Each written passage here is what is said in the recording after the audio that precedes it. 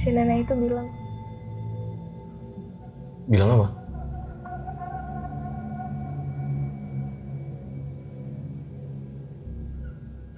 Jangan lama-lama di sini gitu katanya. Karena? Gak tahu. Aku merinding banget sumpah, Bang. Baru pertama kali soalnya. Boleh nggak saya masuk lagi buat ngambil buku ini gitu?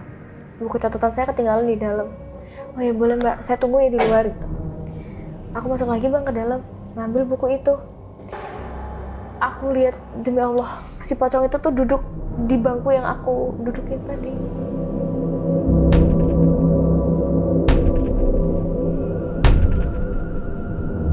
Duduk kayak gini, dia sambil lagi jedut-jedutin lagi, dak gitu, ke depan, ke samping gitu. Nah, warga desa resah, akhirnya si bapak-bapak ini tuh ditangkap, dibunuh lah di situ. Dibunuh dan konon katanya kepalanya sama badannya tuh dipisah.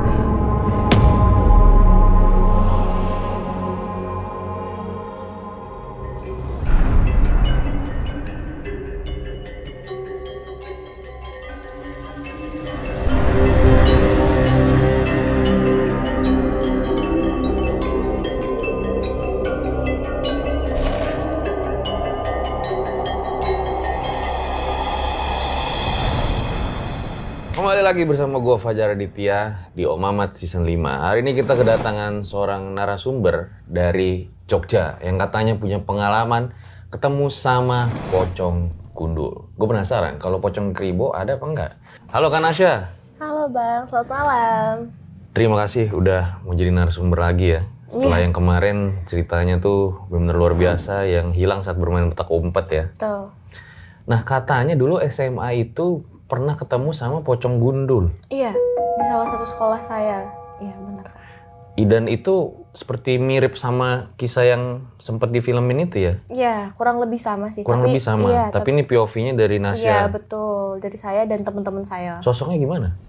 Kalau yang saya lihat waktu itu benar-benar tidak berbusana. Busana cuma sampai perut ya. Perut ke bawah tuh dililit sama kain kafan. Dan yang ke atas itu telanjang dada dan gundul gitu.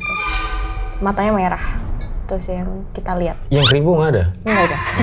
Belum ada ya? Tadi katanya pas di awal datang, katanya sempat lihat nenek-nenek. Iya Bang. Iya, nenek-nenek. Di mana nenek-nenek? Duduk di sebelah sana. Gitu. Nah, tadi sama salah satu tim kakak, terus dia setiap kali tim kakak bilang Bang Fajar, dia langsung ketawa hahaha kayak gitu. Sampai sekarang ada di salah satu kursi yang di sana ngeliatin gitu. Dan selalu ngeliatin Bang Fajar gitu. Sosoknya gimana? Nenek-nenek biasa yang aku lihat. Ya kayak orang aja. Kayak orang aja, aku kira malah tadi Bang Fajar ngajak neneknya. Oh iya. Gitu, tapi kok nggak ada yang lihat gitu, baru ngehnya di situ gitu Bang. Ada lagi nih satu narasumber yang katanya lihat nenek-nenek. Padahal ini lagi nggak di studio ya, lagi di Jogja ya. Kalau tadi sih aku lihat sekelebat dari neneknya tadi, dia tuh ada di salah satu kamar mandi di studio kakak. Jadi dia nongkrongnya di depan kamar mandi gitu, dan aku sekelebat juga lihat Bang Fajar sering lewat jalan itu. Komunikasi nggak? Enggak sih, kalau komunikasi soalnya dia energinya terlalu besar, Bang, jadi takut aja. Iya, agak merinding gitu, takut nggak fokus. Tapi baik dia? Insya Allah, kadang baik, kadang negatif. Kadang baik, kadang negatif. Kadang suka ganggu narasumber gitu loh di studio yang lain yang aku lihat ya. Kadang pernah ngintilin sampai rumah, tapi nanti balik lagi gitu. Baliknya ke Bang Fajar lagi gitu. Oh iya iya. Ya udah, ditahan dulu ceritanya ya.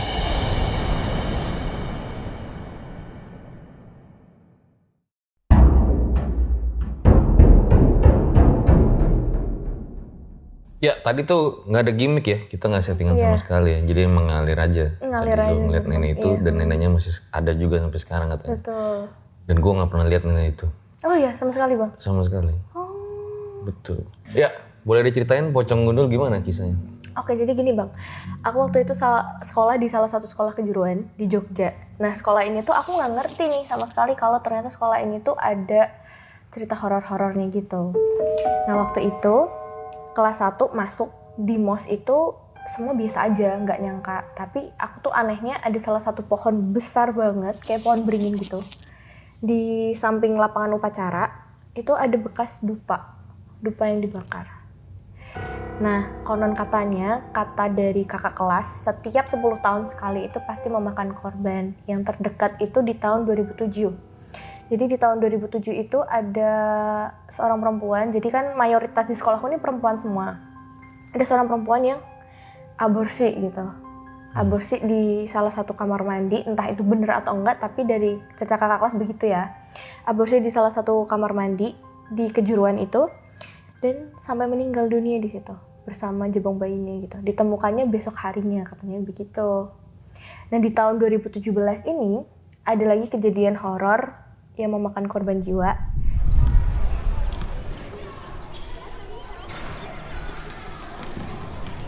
Jadi itu kayak lapangan basket tuh baru aja dibangun, baru diperbaiki gitulah Kak. Terus habis itu ada ekskul basket waktu itu sore, hari Senin kalau nggak salah, hari Senin atau Selasa gitu ya, karena besokannya tuh ada pentas seni sekolah.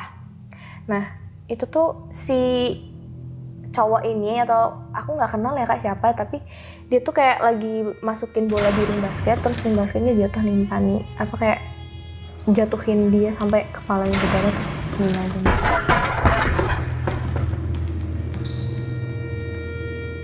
Jadi rame gitu di lapangan basket. Nah lapangan basket ini berdekatan sama aula. Nah ceritanya si pocong gundul yang aku lihat sama teman-teman ini ada di lapangan basket itu. Gitu Kak. Jadi sekolahku dulu tuh kecil banget. Nah ada gedung baru yang lagi dibangun, yang sekarang aku tempatin, yang waktu itu aku tempatin, itu tuh tadinya kuburan Kak. Terus kuburannya digusur, dipepetin sama kuburan yang lain, dijadiin satu lahan gitu. Terus di situ tuh ada 2 nisan yang masih tertinggal di sebelah kamar mandi di gedung baru itu. Nah, waktu itu aku lagi ganti baju habis olahraga nih. Itu sering banget kedengaran suara orang nangis, suara orang minta tolong, dan konon katanya Pak Bon. Pak Bon tuh sopo? Pak Bon itu Pak Kebon. Tukang kebun. Nah, katanya si tukang kebun ini dulu si makam berdua ini tuh adalah makam ibu dan anak gitu. Jadi makamnya ibu dan anak dan sering minta tolong. Pernah waktu itu aku sama teman-teman tuh pulang sore. Terus kita lihat tuh, ini kejadian masih kelas 1 ya guys gitu. Kita lihat si perempuan 2 ibu dan anak ini tuh lagi jalan ke atas tangga. Jadi gedung ini tingkat, terus dia tuh jalan gitu. Tapi ada kayak tetesan darah, nggak tahu itu cat ya Kak ya. Tapi ada bekas jalan ke atas gitu. Dan kalau itu tuh di videoin, tapi sayangnya HP-nya udah ganti, jadi kita nggak ada bukti yang kuat gitu. Tapi itu kita videoin ke atas gitu. Udah, habis itu di kelas 1 ini kita tuh sering banget kesurupan massal. Jadi setiap minggu tuh pasti ada kesurupan massal 2 hari gitu. 2 hari sekali, entah hari Senin sama Jumat, atau hari Rabu sama Kamis tuh pasti selalu ada kesurupan massal, dan kita tuh dipulangin. Kayak dipulangkan dan diliburkan bahkan sampean. Separah itu Bang. Dan gara-gara apa? Gara-gara ada satu kakak kelas sukanya tuh ngecengin si pohon beringin ini. Jadi kayak diceng-cengin, emang ada setan di situ kayak gitu-gitu. Sedangkan sekolahnya itu sekolah tua, ada 2 bangunan yang udah dari dulu banget dan gak bisa dirubah sama sekali. Jadi ada ruang teori busana sama ruang teori perhotelan, itu yang gak bisa dirubah. Dan itu bangunan dari dulu dan bakalan dijadiin salah satu cagar budaya di Jogja. Gitu Kak, sampai sekarang. Nah, kita ke kelas 2.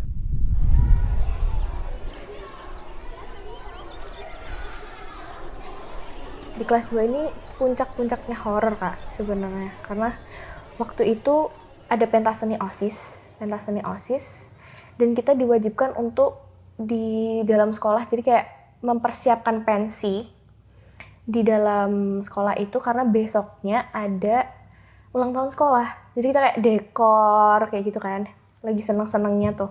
Kita nggak expect kalau kita kan akan ada musibah melihat si sosok pocong ini gitu. Jadi waktu itu teman aku nih 3 orang itu tuh lagi jalan-jalan di lapangan basket. Jadi ini aula lapangan basket, terus mereka tuh jajaran gitu loh Kak. Nah setelah kita selesai briefing, setelah sholat maghrib, temanku ini mau ke toilet. temanku ini mau ke toilet, terus tiba-tiba si cowok-cowok ini tuh bilang kalau kayaknya aku ngelihat sesuatu deh gitu kan. Itu kayak gundul-gundul gitu, apaan sih gitu, kayak bercandain gitulah. Ini malam nih? Malam, setelah sholat maghrib. Nah terus aku sama temanku 3 nih mau ke toilet juga gantian. Iya bertiga, aku 2 temanku gitu. Nah pas ke toilet itu, kita lewat ke lapangan basket itu tuh si temanku satu ini sih emang langganan kesurupan banget dari dulu.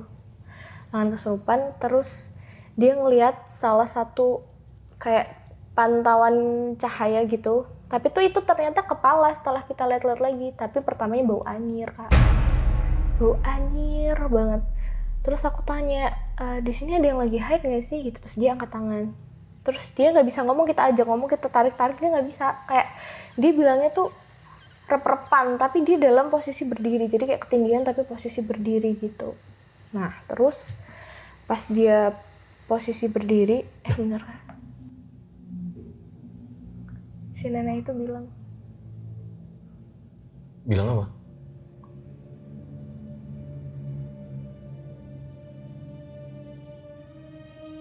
Jangan lama-lama di sini gitu katanya. Bang Fajarnya nggak boleh lama-lama di sini katanya gitu. Oh gitu? Iya. Karena? Gak tahu. Aku berani banget sumpah, Bang. Baru pertama kali soalnya. Ada wujudnya langsung ya? Iya. Yang waktu itu emang belum ada? Waktu kapan? Yang waktu kita syuting beberapa tahun yang lalu tuh. Lupa ya? Enggak sih, kayaknya nggak ada sih Bang. Aku nggak lihat sejelas ini sih. Tapi kalau ini kayak dia makin bold gitu loh energinya. Iya. Oke, lanjut. Oke, lanjut. Bentar Bang. Tapi kayak energinya tuh bold banget, gede. Terus dia tuh kayak bilang nggak boleh, jangan di sini gitu. Kayak suruh cepet-cepet Bang Fajar pergi dari sini gitu. Kok gue jadi merinding ya? Soalnya kemarin ada narasumber juga bilang, katanya pesen ke gua, suruh hati-hati pas lagi di Jogja katanya. Iya, katanya Bang Fajar disuruh pergi dari sini cepet-cepet gitu, nggak boleh di Jogja lama-lama gitu. Dia bilangnya kayak gitu. Bahasanya tuh pakai bahasa nenek-nenek gitu loh Bang. Kayak suaranya serak-serak gitu. Baunya bau daun sirih, kayak dia lagi ngunyah daun sirih gitu. Itu emang udah dari lama Bang? Gak tahu yo, aku kan kata narasumber aja gitu. Gak terlalu aku digubris gitu ya? Gubris gitu, karena aku ya bismillahnya berdoa sama Allah. Iya benar sih. Gitu sih.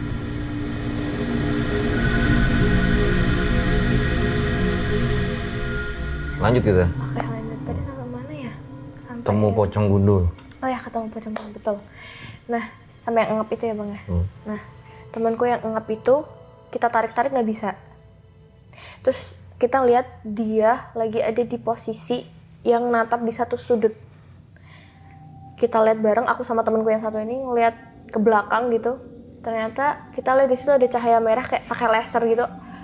Aku kira tuh itu mainan anak kecil laser-laseran gitu loh Bang. Terus semakin kita lihat, karena itu juga sebelah sawah, jadi kayak udah banyak embun gitu, berkabut juga, sedikit berkabut.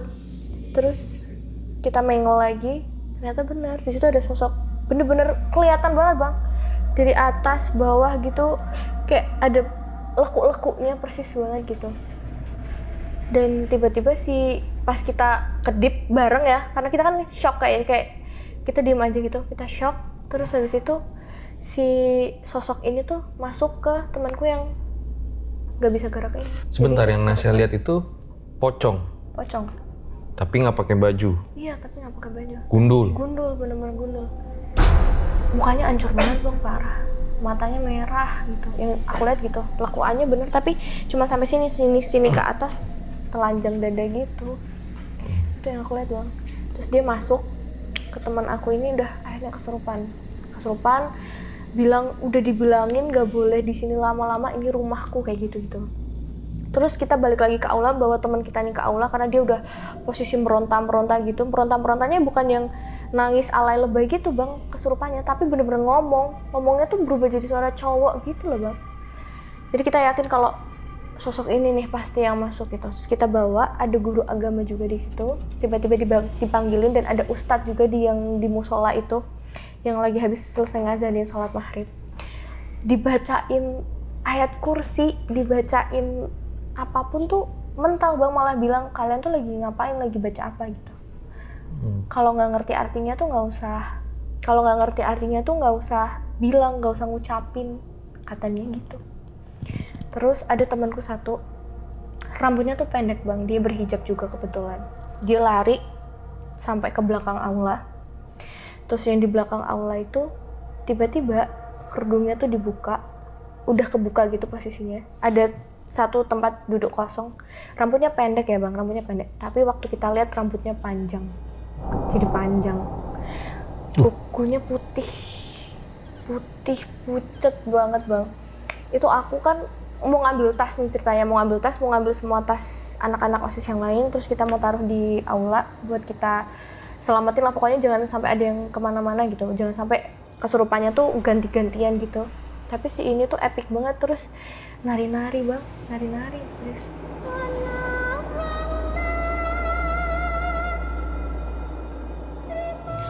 Dia tuh bukan orang Jawa banget gitu, tapi dia bisa tembang, dia bisa nyanyi Jawa gitu. Disembuhinya tuh lama banget. Ini kesurupan terepik sih di kelas 2 ini yang aku rasain ya. Akhirnya 3 ustadz bang, 3 ustadz langsung. Terus dibubarin deh itu. Besoknya kita nggak jadi ngerayain ulang tahun sekolah. Jadi kayak nggak semaksimal mungkin gitu. Tetap berjalan tapi nggak semaksimal itu karena semalamnya gangguannya udah parah banget dan anak-anaknya juga pada nggak masuk. Dan temanku yang rambutnya berubah jadi panjang itu nggak ikut, nggak masuk. Dia sakit demam gitu katanya. 5 hari nggak masuk sekolah. Ini pertama kali lihat pocong itu di sekolah? Iya, pertama kali, bener-bener pertama kali. Karena tadinya tuh cuman suara-suara bang, suara-suara kayak suara minta tolong, tangisan, terus suara-suara. Jadi kan ada rumpun kuliner ya, ada jurusan kuliner, terus banyak dapur. Nah dapurnya tuh sering klonang kayak gitu. Ya mungkin suara-suara gitu aja, sama kalau misalkan udah malam, udah jam 5, udah sore gitu, malam gitu. Rasanya tuh rame banget bang sekolah itu, padahal tuh gak ada orang. Tapi rasanya tuh rame banget, kayak sesek, kayak ngap gitu. Kayak sekarang rasanya. Gitu. Kayak kita tabrakan sama orang lain, tapi kita gak nabrakin siapa-siapa gitu. Itu pertama kali sih bang. Terus kita cerita kalau kita ngeliat si sosok pocong ini sama orang lain, terus besokannya didoain bareng-bareng satu sekolah gitu, kayak dibuat pengajian gitu. Terus ada lagi yang kesurupan lagi bang, ada lagi bilang aku nggak perlu doa gitu katanya, aku nggak perlu doa gitu, aku nggak butuh doa kalian, tanpa doa kalian tuh aku udah bisa gitu, bilang kayak gitu. Si cewek ini suaranya cowok lagi bang, berubah lagi jadi cowok lagi bang. Terus akhirnya semuanya merata nih, kesurupan merata, kita dibulangin lagi, diliburin lagi. Selalu seperti itu terus bang, karena kesurupannya itu nggak bisa dihandle. Jadi kayak satu, padahal satu orang sama satu orang tuh beda tempat bang. Jadi misal di sini terus di sana tuh kesurupan kayak agak jauh gitu, ruangannya beda, terus jurusannya juga beda, tapi pasti satu kelas satu tuh gitu. Terus habis itu lanjut lagi di kelas 3 bang.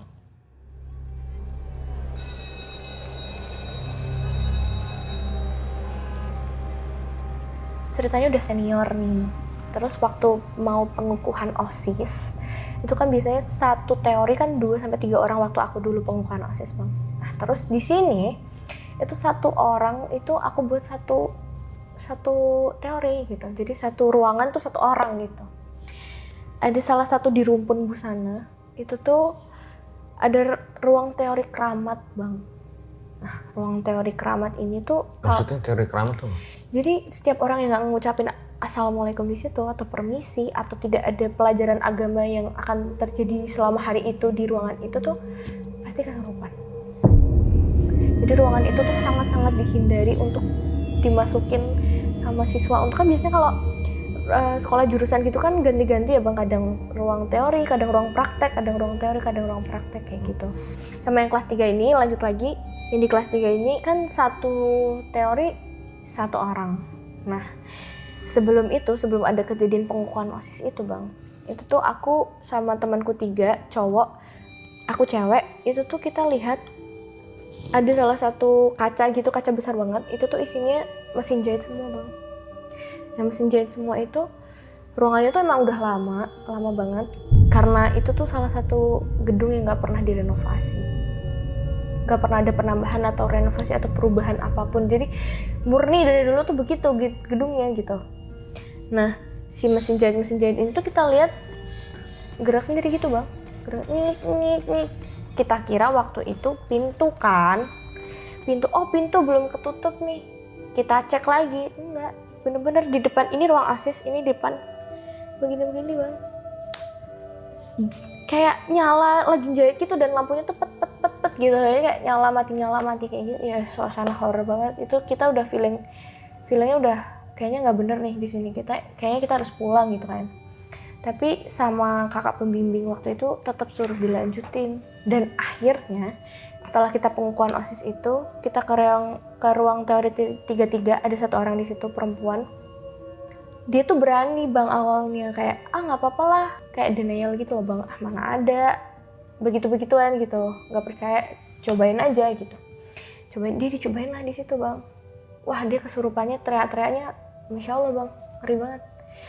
Dan ngerinya tuh bukan kesurupan yang nangis-nangis alay gitu ya, maksudnya yang nangis-nangis yang histeris gitu, tapi ini kesurupannya ngomong, dia bercerita tanpa ditanya.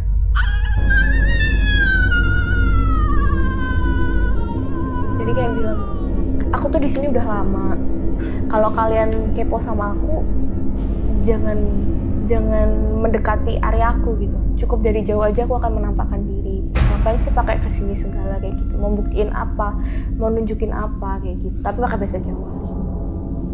Gitu artinya kayak gitu. Terus akhirnya disembuhin lah lagi sama 3 ustadz, karena satu ustadz nggak mempan bang, 3 ustadz, sampai ada ruqyah kilat juga di situ kita semua. Terus habis itu si temanku ini, yang adik kelas ini yang baru dikukuhin ini sembuh, dibawa sama orang tuanya sembuh, dan dia sakit banget sampai dia akhirnya keluar dari sekolah. Berita terakhir yang aku dengar tuh dia keluar dari sekolah tuh bang, gara-gara kejadian. Jadi katanya tuh penjelasannya energi yang ada di situ sama energi yang dia bawa, jadi dia tuh kayak ada penjaganya gitu, itu tuh bentrok, jadi bentrok energi yang ngebuat dia tuh jadi drop gitu sih bang. Kalau yang aku alamin sendiri paling kekunci di kamar mandi. Waktu itu aku kekunci di kamar mandi tuh awal-awal banget, awal masuk bang. Itu aku kekunci di kamar mandi. Terus gimana? Di kamar mandi belakang aula. Itu kan ada kamar mandi 2 aula kan di belakang. Itu tuh kamar mandinya tuh kurang terawat, jadi kotor. Tapi karena udah kebelet banget, jadi udahlah di situ. Nah temanku tuh taunya aku tuh udah keluar, padahal aku belum keluar, aku masih dalam kamar mandi itu bang. Aku ditinggalin, aku dikunci. Aku kira tuh aku dikunciin, nggak, bercanda gitu. Aku nunggu setengah jam ada kali bang. Terus dibukain sama kakak kelasku. Loh kok kamu di sini ngapain gitu? Kamu ngapain di dalam? Aku tuh pipis sambil nangis gitu, aku bilang, aku tuh pipis kak gitu. Aku habis kamar mandi, tapi aku tuh dikunciin dari luar gitu. Padahal nggak ada yang kunciin, nggak ada yang pengen kunciin. Nah, habis itu diceritain lah sama si kakak kelasku ini, yang dia angkatannya udah lumayan tua, udah senior di situ. Bilang katanya dulu tuh memang ada kayak ketua RT gitu loh bang, tapi itu tuh kayak ketua suku, kayak orang yang bisa dipercaya buat ngobatin segala hal gitu, orang pintar lah istilahnya di situ. Emang tinggal di situ, di bekas lapangan basket ini, di rawa-rawa ini.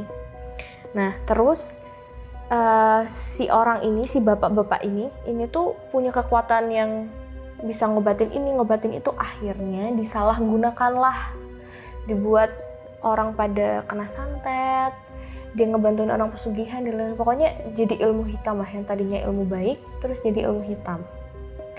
Terus sama masyarakat desa karena meresahkan, jadi dikejarlah nih si cowok ini gitu kan, si lelaki ini, si bapak-bapak ini dikejar, katanya gitu. Dan kepala sama badannya dipisahin, karena kalau dijadiin satu, katanya kalau orang yang punya keahlian atau kesaktian itu bakalan ada lagi, muncul lagi gitu kekuatannya. Hidup lagi. Iya gitu. Ini dipisahin gitu, jadinya sampai sekarang masih menghantui gitu. Itu sih Bang yang aku dapat cerita dari kakak kelas dan pengalaman aku gitu. Lebih seringnya sih kalau pocong ini tuh kalau dia mau muncul, baunya tuh bau anyir, bau, maaf ya Bang, mau bau darah haid gitu. Sama asap, pasti ada asap kayak kabut gitu. Padahal masih malam, belum pagi Bang, tapi masih malam, tapi udah ada kabutnya. Kayak gitu sih Bang.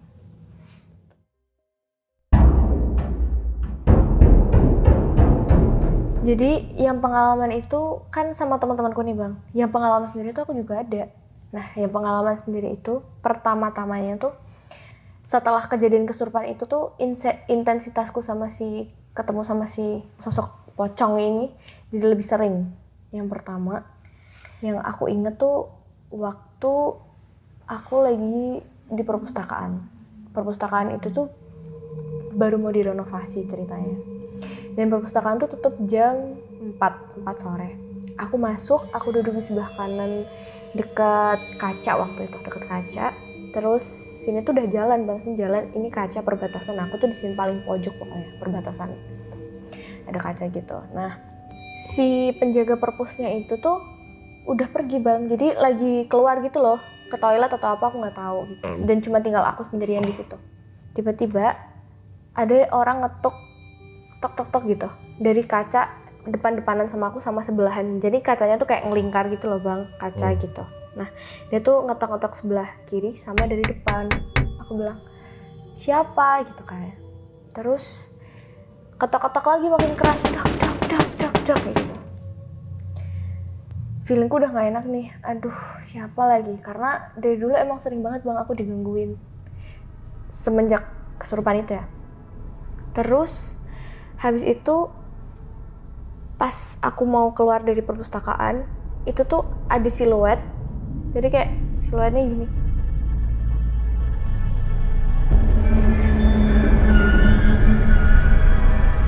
Jadi kayak bentuknya tuh lekuannya bener kayak pocong gitu, sosok pocong. Tapi itu kayak jedot-jedotin kepalanya di kaca gitu. Tapi aku liatnya siluet gitu baruan. Udah merinding parah, udah panik. Mau keluar lah. Pintu tuh tiba-tiba pintu perpustakaan tuh ketutup. Dak. Permisi, belum keluar gitu kan. Aku kira udah ditutup sama penjaganya, dikiranya aku ada di dalam gitu kan. Permisi, belum keluar. Terus habis itu si penjaganya nih dengar suara aku dari dalam, beneran udah ditutup Bang dari luar. Keluarlah aku, yang bukain bukan penjaganya, nggak ada siapa-siapa yang bukain. Terus penjaganya bilang, "Loh dari mana Mbak?" gitu kan. "Dari dalam Bu, kekunci gitu." "Nggak ada yang kunci, saya barusan dari kantor, baru mau absen pulang," katanya gitu. Terus aku ingat banget ada buku catatan yang ketinggalan kan. "Bu, boleh nggak saya masuk lagi buat ngambil buku ini gitu. Buku catatan saya ketinggalan di dalam." "Oh ya boleh Mbak, saya tunggu ya di luar," gitu. Aku masuk lagi Bang ke dalam, ngambil buku itu. Aku lihat, demi Allah, si pocong itu tuh duduk di bangku yang aku dudukin tadi.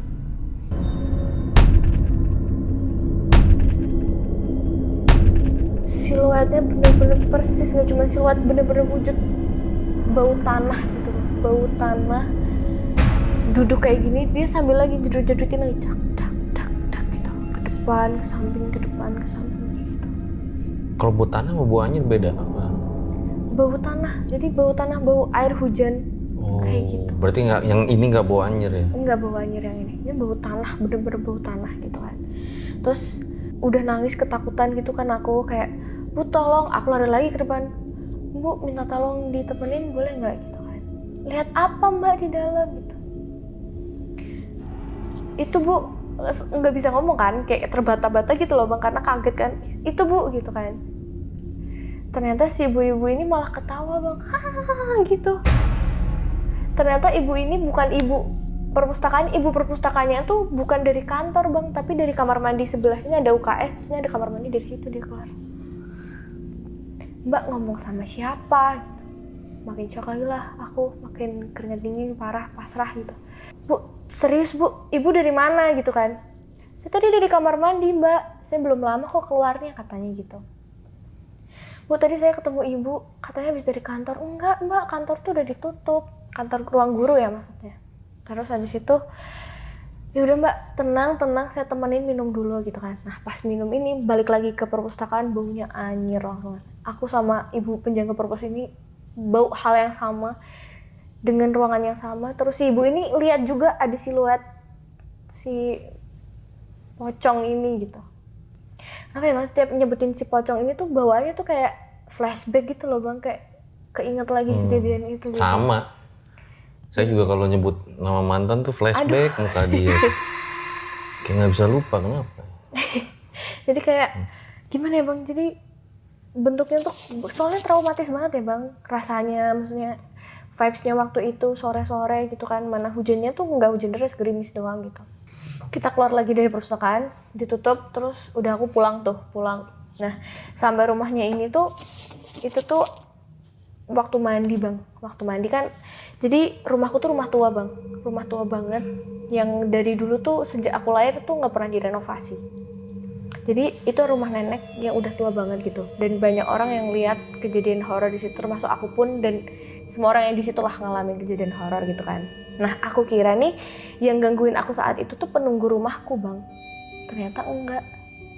Ternyata aku melihat si sosok pocong ini ada di rumah juga. Ngikutin. Si gundul tadi? Si gundul tadi. Baunya anyir banget, parah. Dan dia cuman bilang ke aku ya, waktu aku lagi mandi, terus ada suara manggil nama aku nih, Syah gitu. Tapi suaranya berat banget itu. Aku kira waktu itu omku Bang. Ternyata enggak, om nggak ada di rumah. Terus aku keluar dari kamar mandi. Habis itu si pocong ini Bang, si pocong ini tuh ada di samping kamar aku. Jadi aku buka pintu, terus di samping sini dia bener-bener dak kayak gitu. Ini kayak jump scare gitu loh Bang. Bener-bener depan udah pingsan deh di situ. Dikira sama nenekku waktu itu aku sakit, kena tipes atau apa gitu karena tiba-tiba pingsan. Terus aku cerita kayak gitu, akhirnya dibersihin lah aku dari ya si kayak gitu lah, dibersihin.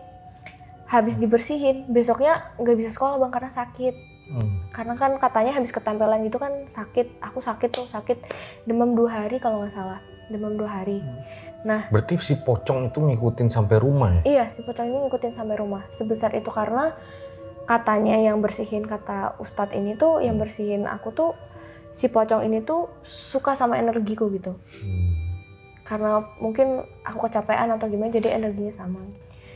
Terus setelah itu kan hari Rabu Kamis aku nggak masuk, hari Jumat nih. Kan hari Jumat hari pendek nih Bang.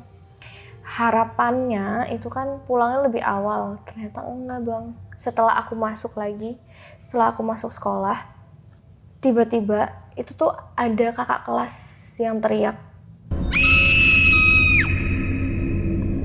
pocong kayak gitu kan. Tapi di kamar mandi pojok sekolah. Kakak kelas teriak-teriak kayak gitu, kita semua kerumunin, mana gitu, apalagi guru agama kan Bang itu. Mana nggak ada. Terus dia langsung pingsan, kesurupan lagi. Kita pulang lagi, tapi untuk yang OSIS ini kita nggak bisa pulang cepet karena waktu itu kita lagi ada rapat gitu, jadi kita stay di situ. Kalau kita lihat lorong aja tuh udah malesin banget ya, apalagi ada yang teriak pocong gitu. Iya bener Bang, jadi ini ruang rapat kita, ruang teori, ruang kelas, terus ini jalan gitu, lorong gitu. Nah dia teriak di samping situ, depannya kamar mandi, langsung bawa air, langsung udah pecah banget di situ. Dia langsung pingsan gitu, kayak pingsan tapi dia kesurupan gitu. Kayak kesurupannya kali ini bukan ngobrol, bukan cerita, tapi kesurupannya tuh yang kayak dia tuh bilang kalau jangan di sini, kayak pulang, oh, tapi pakai bahasa Jawa ya, kayak balio kabeh gitu. Ojo ganggu aku, kayak balio kabeh kayak gitu Bang. Dia kayak gitu, terus akhirnya kita dipulangkan sama guru olahraga yang selalu stay di situ setiap sore. Udah lama nih, udah nggak kedengeran pocong-pocong, udah nggak ada kesurupan lagi. Kita kayak udah move on gitu lah, kayak udah nggak bahas-bahas lagi ini gitu.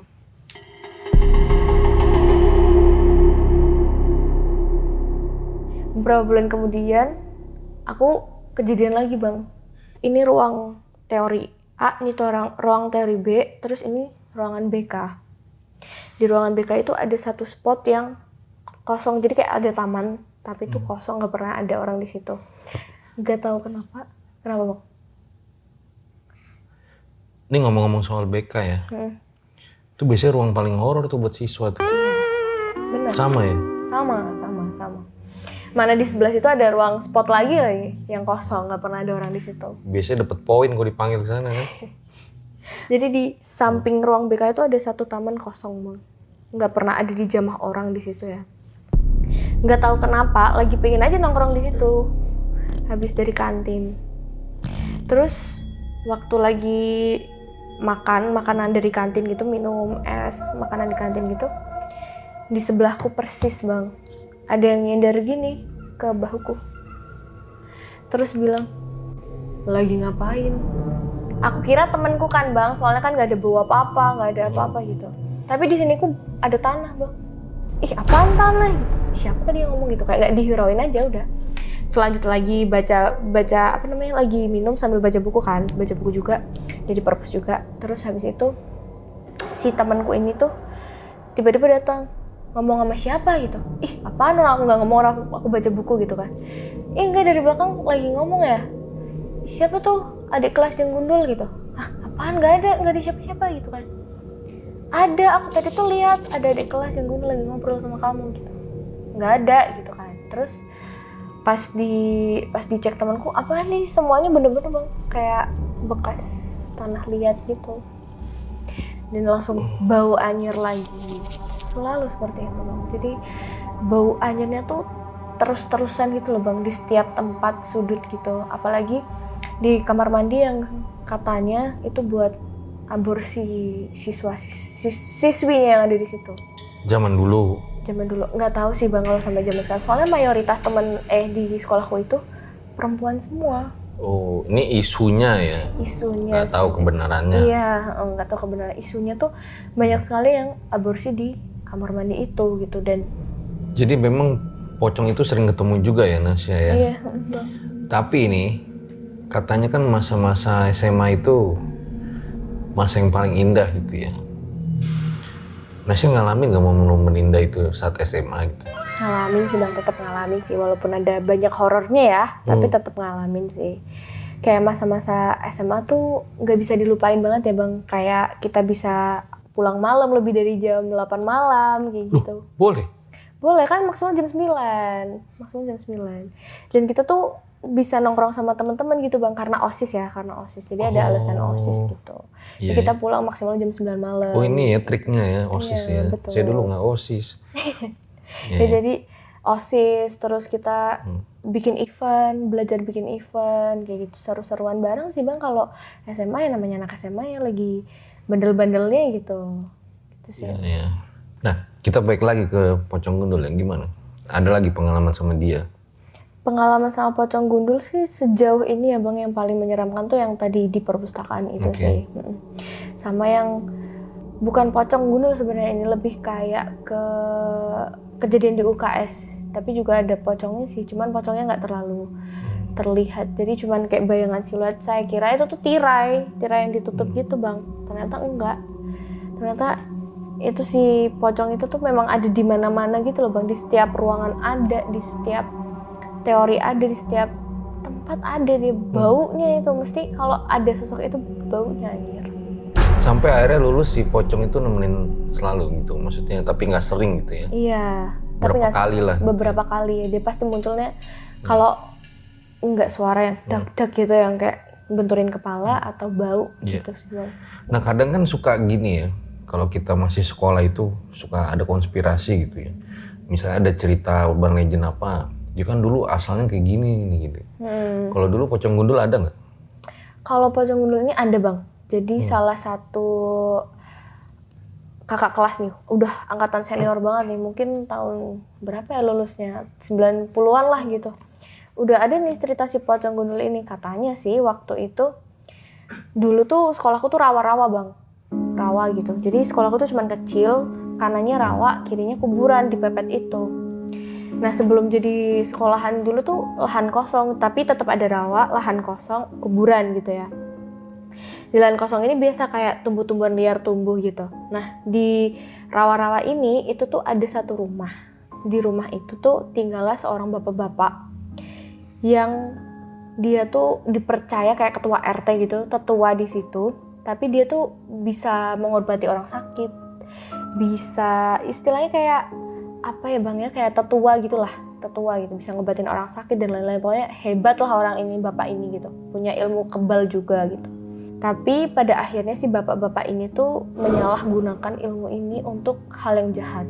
Jadi kayak nyantetin orang, misal dia lagi berantem sama orang desa nih, terus disantet lah seperti itu. Disantet terus dibunuh, ya pokoknya kejam lah bang, jadi ilmu hitam gitu. Nah warga desa resah, akhirnya si bapak-bapak ini tuh ditangkap, dibunuh lah di situ. Dibunuh gitu, dibunuh dan katanya, konon katanya kepalanya sama badannya tuh dipisah. Kepalanya dikubur di mana, badannya dikubur di mana. Karena kalau dijadiin satu kan katanya ilmu hitamnya kan bakal bangkit lagi gitu, dia bakal hidup lagi. Jadi dipisah. Nah ada orang yang bilang si bagian badannya tuh dikubur di rumah dia. Nah di rumah dia itu adalah di lapangan basket gitu bang ceritanya. Urban legendnya sih gitu. Nggak tahu kebenarannya ya, tapi ya kayak urban legendnya kayak gitu ya. Sampai akhirnya Nasya lulus. Sampai akhirnya aku lulus, betul. Dan udah nggak pernah ketemu lagi si sosok pocong gundul itu. Nggak, semoga enggak sih bang. Tapi kalau lewat situ kecium bau gitu kan. Karena kan juga sering lewat situ ya kalau misalkan kita mau jajan gitu kan banyak jajanan gitu ya bang. Misalnya mau jajan situ malam-malam ya masih kecium. Iya, ini sedikit di luar konteks ya.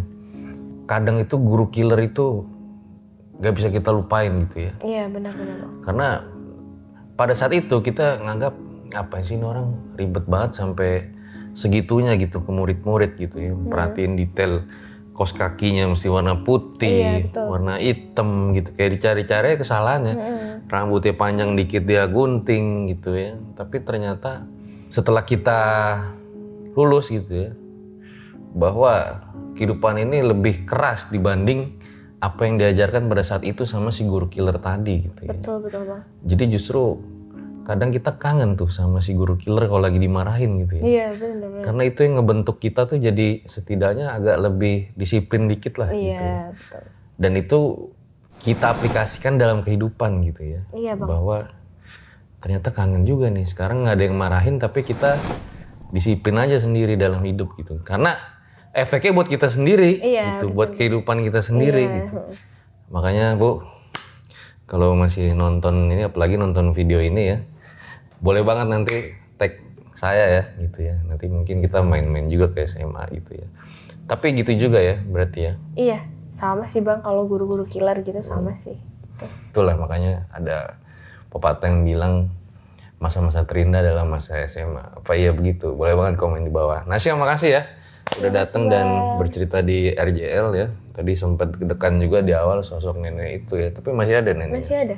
Masih ada. Sampai sekarang tuh ngeliatin bang. Jadi kadang nggak fokus ceritanya, kadang kemana pikirannya. Karena si energi nenek-nenek ini menurut aku bold banget dan dia bisa mempengaruhi pikiran seseorang sih. Sampai segede itu energinya gitu. Tapi dia diomongin nggak marah? Dia tuh nggak pernah, kayaknya dia tuh nggak pernah mau dengerin orang buat, misal Nasya suruh pergi nih, pergi gitu. Dia nggak gubris kecuali Bang Fajar yang bilang. Tapi kadang Bang Fajar pun bilang, dia juga kayak, kamu tuh ngapain kayak gitu, kamu kok ngomong apa, berani banget sama orang tua kayak gitu bang. Dianya terus sambil ketawa yang hahaha gitu, ngeri banget lah pokoknya, aduh merinding banget. Gitu oh saya tahu tuh kenapa dia nyuruh pergi ya. Kenapa bang? Mungkin di hotel mahal kali ya. Pergi cepat gitu. Itu baru nenek saya tuh saya percaya kalau maksud tujuannya itu. Bisa kamu harus hemat gitu ya. Itu saya percaya tuh nenek saya tuh kalau dia bilang gitu tuh. Karena nenek saya dulu begitu. Kamu sing jadi orang itu jangan boros, harus hemat gitu ya. Iya. Mungkin itu kali ya maksudnya. Nggak bercanda aja. Oke, thank you Nasa ya. Datang dan bercerita di RJL. Ambil baiknya, buang buruknya dengan ada kisah-kisah seperti ini. Jangan malah menjadikan kalian takut. Akan tetapi harus makin percaya dengan kebesarannya. Gue Fajar Aditya, RJ5 undur diri dari Jogja. Ciao.